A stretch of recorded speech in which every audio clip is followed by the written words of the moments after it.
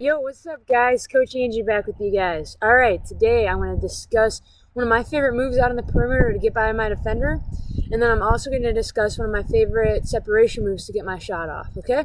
So, my favorite move to get past the defender out on the perimeter is actually a lift into a drop.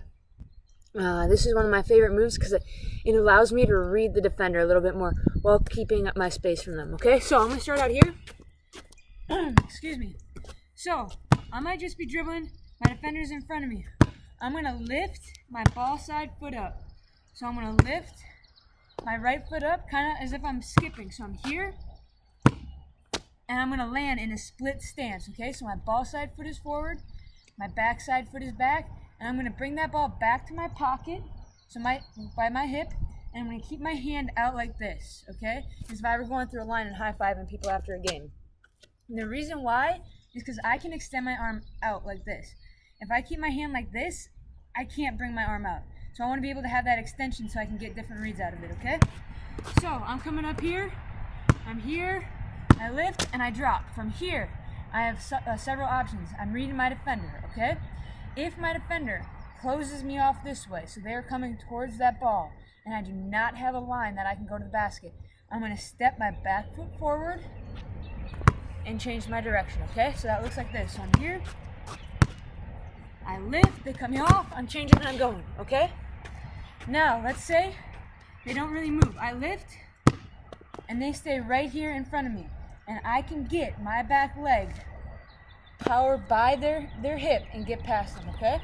So I'm here, I lift, I drop, and I take off, okay? Another option I can do is if I lift, and I'm in this skip, and I get down into my drop, and I notice that my defender is off me, and I have room to step into space and shoot. All I'm going to do is I'm going to step in and knock it down, okay? So I'm here, I lift, drop, and I'm into my shot, okay? So one more time, a couple options. So I'm here, lift, lost the ball there.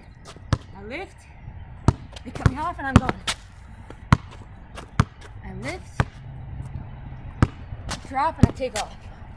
And then my last one, I lift, drop, and I step into space and shoot, okay? Now, the key is changing your speed, okay? You don't want to always go the same speed that's easy to guard, okay? Slow, low, and explode. Slow, up, low, and explode, okay? Different things out of there. And then again, same thing with your left hand. You're here. All you're doing now is lifting your left foot and then getting into this drop, okay? And you can practice this drop anywhere. You can be right here, split, 1, 2, split. This is a drop. I'm splitting my feet, okay? And you can practice your lift into it. Lift, split. I'm going slow motion, so I'm carrying the ball right now. If I'm going fast, lift, split. Lift, split.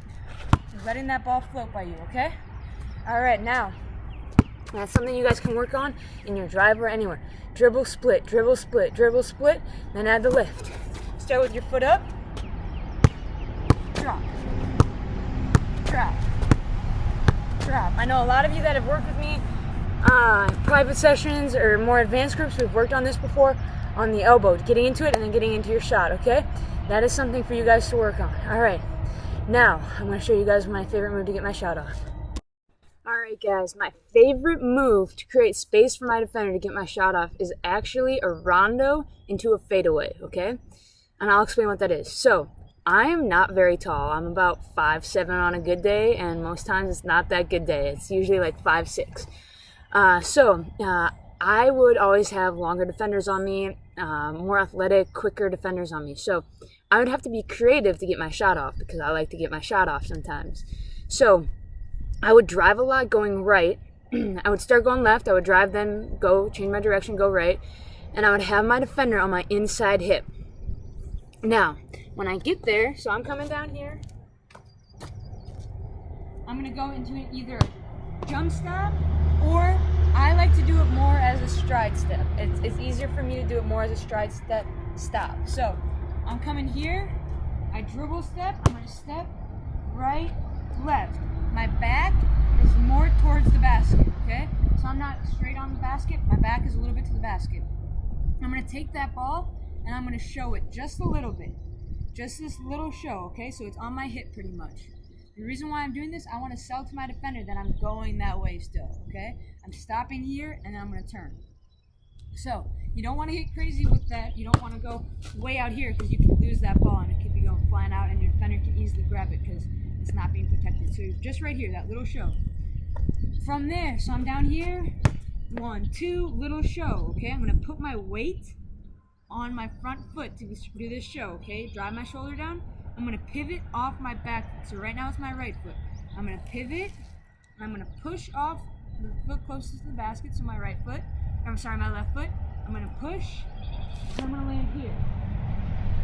The reason why I'm not completely square to the basket right now is because my shooting shoulder is. If I turn all the way to the basket right now and square up, I could get blocked just because I have to get my shot off quicker because of my size, okay? So I'm down here. I hit the Rondo. 1, 2, turn. I'm here, and I'm hitting my shot, okay? So I'm hitting that fadeaway out of it, okay? I would need that fadeaway because I am, again, not as fast as most of my defenders and not as tall and athletic. So I would really have to get creative with that. Now, I love practicing the Rondo both the right and left direction, or going on the left side. The difference is I'm not going to be able to shoot a fadeaway cleanly on the left side. And the reason being is because if you guys notice on the right side, I'm a right-handed shooter. I did not square all the way up to the hoop. Remember, I just got my shooting shoulder squared. So I'm here.